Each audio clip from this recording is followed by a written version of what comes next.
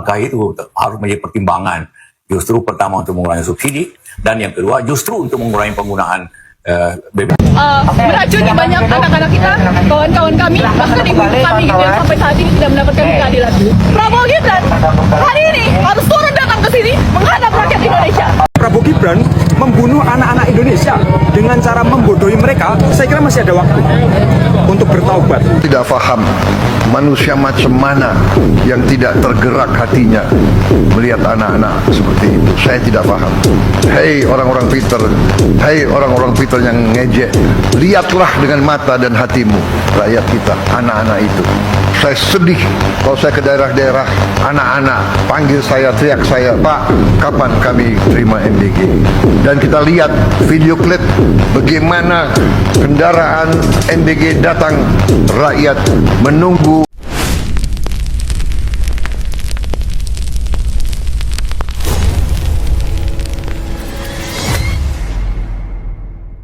Oke, kembali lagi di channel saya Renaldi SB.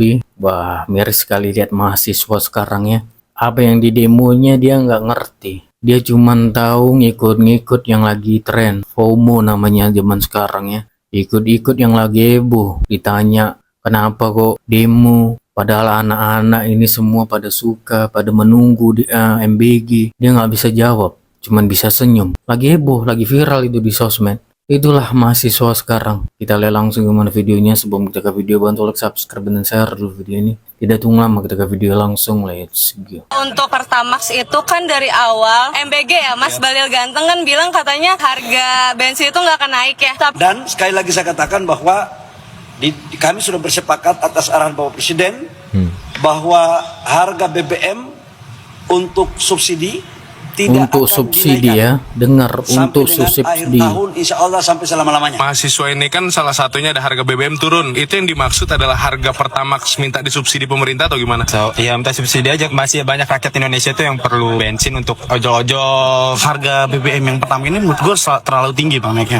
Terlalu ngagetin. Lu lagi tidur nih, bangun-bangun Pertamax naik. Sebenarnya kalau untuk Pertamax itu kan dari awal MBG ya, Mas Balil Ganteng kan bilang katanya harga bensin itu nggak akan naik ya. Tapi sebenarnya yang kesalahan yang fatal itu kenapa baru disahkannya naik itu di jam 12 malam? Kenapa nggak at least kita beberapa hari sebelumnya kita udah dikasih tahu, jadi masyarakat juga lebih lebih siap untuk ekonominya juga. Soal IHSG sekarang ini kan kalau dilihat dia balik ke 6.000 dan rupiah sekarang lagi stabil di 17.900. Itu tanggapannya gimana? Masih tinggi lagi Mas. Kalau bisa sih diturunin lagi ya. Sebenarnya lebih ke APBN-nya. Sekarang membludak apalagi banyak korupsi ya. Pengalaman di negara-negara ASEAN seperti Thailand, Malaysia, Vietnam menaikkan itu tidak ada reaksi demo dari masyarakat karena masyarakat memahami bahwa itu bukan faktor, ini faktor eksternal yang tidak bisa ditunda, faktor eksternal yang tidak bisa diatasi oleh pemerintah.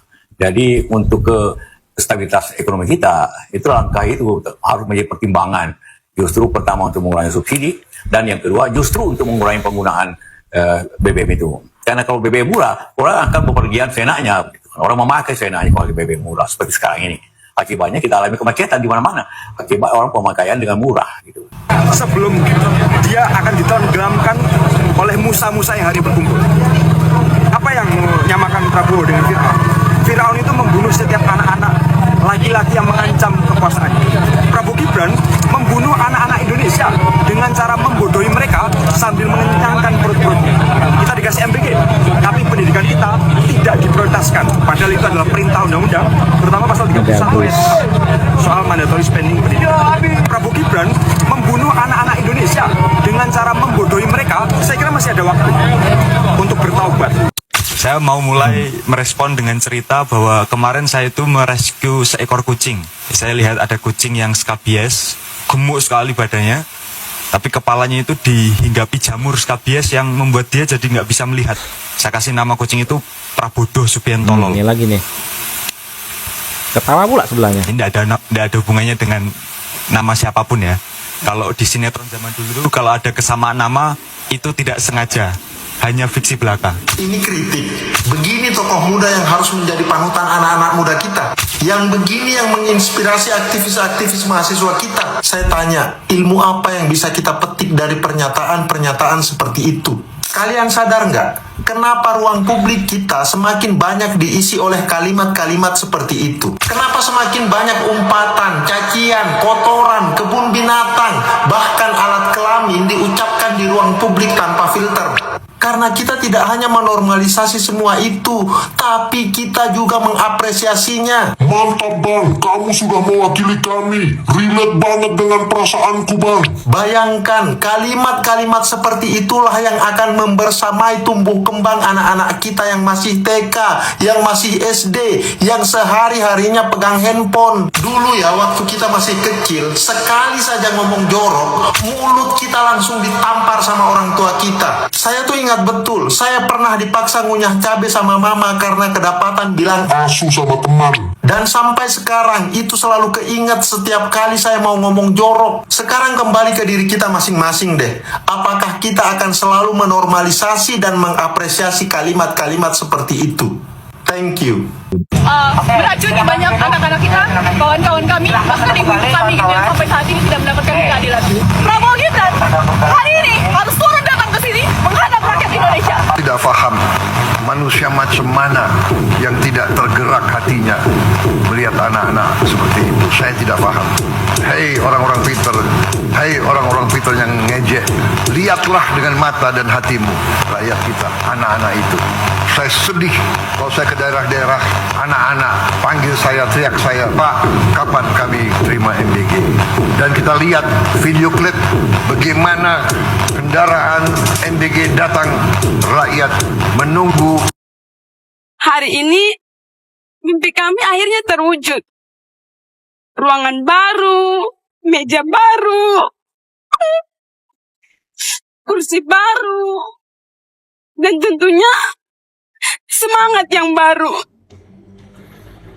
Semangat untuk menggapai mimpi, meraih cita hari depan yang penuh harapan. Akhirnya, salam manis dari kami, anak negeri Nusa Kenari, Nusa Tenggara Timur. NTT. Sehat selalu ya Bapak. Negeri ini masih sangat membutuhkan Bapak. Orang baik, berhati mulia.